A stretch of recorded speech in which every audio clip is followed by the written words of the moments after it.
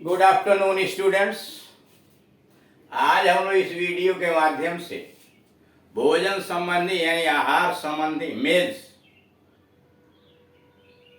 किस प्रकार वाक्यों का निर्माण करते हैं और हम इनका प्रयोग किसी पार्टी के अंतर्गत या भोजन करते समय कैसे प्रयोग कर सकते हैं, सामने वाला कैसे इसका प्रयोग करेगा, कैसे भोजन परोसा जाता है, कौन सी सब्जी, क्या चीज खाना चाहते हैं, क्या मांगना चाहते हैं, कैसे धन्यवाद, ये सारी बातें इसके अंतर्गत देखी जाएंगी।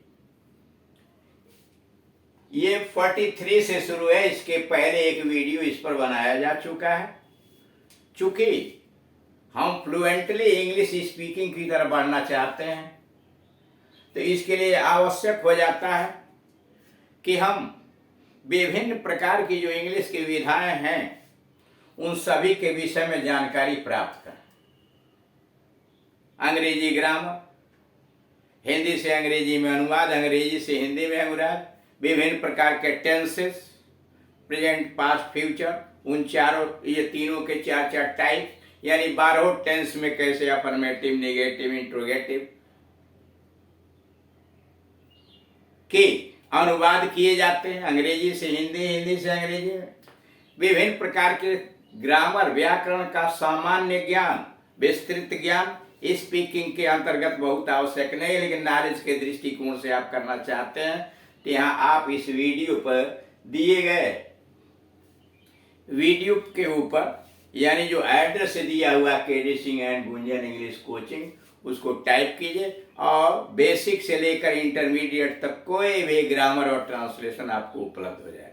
वहाँ विस्तृत रूप से हर चीज समझाएगी। इसके अलावा इंग्लिश स्पीकिंग के अंतर्गत आपको ग्रीटिंग्स, शिष्टाचार के शब्द, शॉर्ट स्पीचेस, विभिन्न प्रकार के सेंटेंसेस जैसे एक्सक्लेमेटरी, ऑप्टेटिव, असर्टिव, अफर्मेटिव से negative, direct, indirect, active, passive, transformation, बहुत सारी बातें हैं जिनका ज्ञान होना चाहिए और इन सारी चीजों का ज्ञान आपको दिया जा चुका है।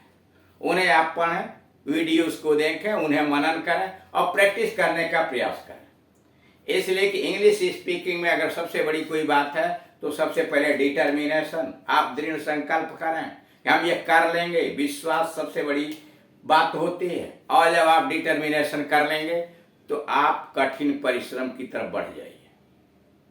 जितना अधिक मेहनत करेंगे, जितना अधिक प्रैक्टिस करेंगे, उतना ही जल्दी आप कुशलता की तरफ बढ़ते चले जाएंगे। आप चूंकि बारी बारी से आप विभिन्न स्थलों पर किस प्रकार की चीजें बातचीत की जाती है, कैसे वाक्यों का प्रयोग किया जाता है, हम उधर बढ़ चुके हैं। हम व्यवहारिक अंग्रेजी में बातचीत की तरफ बढ़ चुके हैं तो इसके लिए आवश्यक है आप उसका प्रैक्टिस करें। अगर अकेले हैं घर में तो आदम कल आईने के सामने आप अपने डर को मिटाइए। सबसे बड़ी बाधा अगर इसके अंतर्गत होती है तो वह यह होती है कि हम और आप मन में एक झिझक पाले रहते हैं, एक डर समाया रहता है कि हम इंग्लिश बोलने जा रहे हैं तो जो चेहरे का एक्सप्रेशन होता है, बॉडी लैंग्वेज होता है, वो बदल जाता है। आप हिंदी में जैसे स्वाभाविक रूप से बात करते हैं इंग्लिश में नहीं कर पाते। तो आप देखिए कि क्या कमियां हैं आदिमकल साहित्य में, क्या आपका चेहरा हूबहू ऐसा आ रहा कि नहीं आ रहा, और फिर आप पार्टनर का चुनाव कीजिए। आपका भाई, बहन, मित्र कोई हो सकता है, उसके साथ अपने समय अनुसार घंटे, आधा घंटा, 2 घंटा प्रैक्टिस कीजिए। वो आपसे विभिन्न विषयों पर बात करें, क्वेश्चन करें, आप आंसर दें, आप क्वेश्चन करें, वह आंसर, और आप एक दूसरे की गलतियों को सुधार करने का प्रयास कीजिए। धीरे धीरे जैसे जैसे आप विभिन्न प्रकार के टॉपिक्स, विभिन्न चीजों को आप प्रैक्टिस करेंगे, व्यवहार करेंगे तो आपकी गलतियां सुधरती चली जाएंगी और फिर अनजान व्यक्ति से या अन्य लोगों से आप उसका प्रैक्टिस करने का प्रयास करें। और जब ऐसा करेंगे तो आप निश्चित रूप से एक न एक दिन सफल हो जाएंगे। इसलिए कि प्रैक्टिस करना अति आवश्यक है और उसके लिए यह विभिन्न प्रकार के जो वाक्य दिए जा रहे हैं इनको मनन कीजिए, वीडियोज देखिए, पढ़िए, समझिए और उसी प्रकार का वाक्य बनाने का प्रयास कीजिए और उसे अपने बातचीत की शैली के व्यवहार में लाइए। यह 43 यानी 43 नंबर का वाक्य है आहार संबंधित। उन्होंने मुझे दोपहर के खाने पर बुलाया है। उन्होंने मुझे दोपहर के खाने पर बुलाया है। दे हैव इनवाइटेड मी, उन्होंने बुलाया है। They have invited me to lunch. They have invited me to lunch, उन्होंने मुझे दोपहर के खाने पर बुलाया है। They have invited me to lunch. अगला वाक्य है, आप रात का खाना मेरे साथ खाइए। आप रात का खाना मेरे साथ खाइए। Please have your dinner with me. आप रात का खाना मेरे साथ खाइए। Please have your dinner with me. उबले हुए अंडे लेंगे या तले हुए? उबले हुए अंडे लेंगे या तले हुए?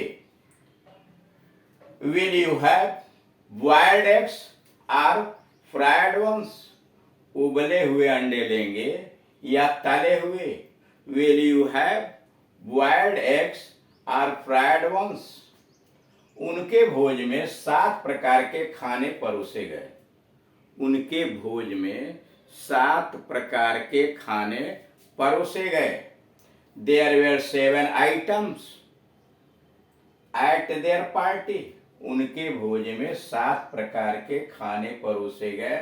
There were 7 items at their party, अथवा there were 7 dishes at their party। अगला है, मुझे आलू की सब्जी, रसेदार सब्जी पसंद है। मुझे आलू की रसेदार सब्जी पसंद है। I am fond of mashed potatoes. I am fond of mashed potatoes. थोड़ी तरी और दीजिए। थोड़ी तरी और दीजिए। May I have little more gravy. May I have a little more gravy या may I have some more gravy। भुने हुए आलू मेरी पत्नी को बहुत स्वाद लगते हैं। भुने हुए आलू मेरी पत्नी को बहुत स्वाद लगते हैं। My wife relishes। My wife relishes broiled potatoes। My wife relishes broiled potatoes. मेरी पत्नी को भुने हुए आलू बहुत स्वाद लगते हैं। My wife relishes broiled potatoes. वह बड़ा पेटू है। वह बड़ा पेटू है।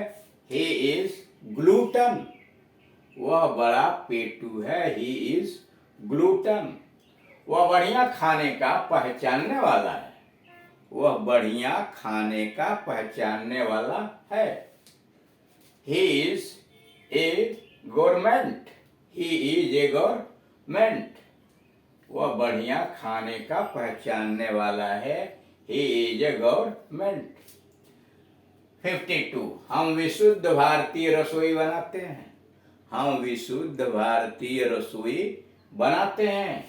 We have an exclusive Indian cuisine। हम विशुद्ध भारतीय रसोई बनाते हैं। We have an exclusive Indian cuisine। अगला है नोट। नोट नंबर 1, फील के साथ, फील मतलब महसूस होना, फील के साथ विशेषण लगता है। करा फील के साथ एडजेक्टिव का प्रयोग किया जाता है। विशेषण यानी एडजेक्टिव का प्रयोग किया जाता है, संज्ञा नहीं लगती। उदाहरण के लिए, आई am feeling thirsty. I am feeling thirsty, मुझे प्यास लगी है। आई फील थर्स्ट नहीं कहा जाता। आई फील थर्स्ट नहीं कहा जाता। कारा फील के साथ विशेषण लगता है, संज्ञा नहीं, यानी नाउन नहीं। जैसे आई एम फीलिंग थर्स्टी, मुझे प्यास लगी है या लग रही है। तो I am feeling thirsty. I feel thirst नहीं कहा जाता। नंबर 2, पकवान के लिए डिश शब्द का प्रयोग किया जाता है। पकवान के लिए डिश शब्द का प्रयोग किया जाता है जैसे, वैसे इसका अर्थ तस्करी भी होता है। डिश का, पकवान के लिए डिश शब्द का प्रयोग होता है और वैसे डिश का मतलब तस्करी भी होता है। जैसे आपके वहाँ क्या खाना मिलता है, आपके यहाँ क्या खाना मिलता है। What dishes do you serve? आपके यहाँ क्या खाना मिलता है। What dishes do you serve? Number 3, अंग्रेजी में आमतौर पर खाने के लिए eat और पीने के लिए ड्रिंक शब्दों का प्रयोग नहीं किया जाता। अंग्रेजी में आमतौर पर यानी सामान्यतया खाने के लिए ईट और पीने के लिए ड्रिंक शब्द का प्रयोग नहीं किया जाता। इसके विपरीत खाने और पीने के लिए टेक शब्द का प्रयोग किया जाता है। यानी खाने और पीने के लिए इंग्लिश में सामान्यतया टेक शब्द का प्रयोग किया जाता है। जैसे डू यू टेक टी, क्या आप चाय पीते हैं, चाय लेते हैं। Do you take tea. अथवा डू यू टेक फिश, क्या आप मछली खाते हैं। Do you take fish. Drink का साधारण अर्थ होता है शराब पीना, एंड ड्रिंक का प्रयोग सामान्य अर्थ में शराब पीने के अर्थ में किया जाता है। तो इस तरह से आप देख रहे हैं कि आहार संबंधी जो बातें हैं वो बहुत महत्वपूर्ण है। इसलिए कि जब हम किसी पार्टी के अंतर्गत जाएंगे, लंच लेने, डिनर लेने, विवाह समारोह के अंतर्गत या अन्य भोजन के अवसर पर, तो वहाँ इनकी आवश्यकता पड़ेगी और इसलिए इन्हें हमें दिमाग में बैठा लेना चाहिए। और इसके अतिरिक्त इसी प्रकार के दूसरे वाक्यों का निर्माण करके हमें उनकी प्रैक्टिस करनी चाहिए ताकि जरूरत पड़ने पर हम वहाँ प्रयोग कर सकें और सामने वाले लोग यह समझ सकें कि हम इंग्लिश के अंतर्गत कुशल हैं, दक्ष हैं, तभी इस तरह का वार्तालाप उनसे कर पा रहे हैं। Thank you.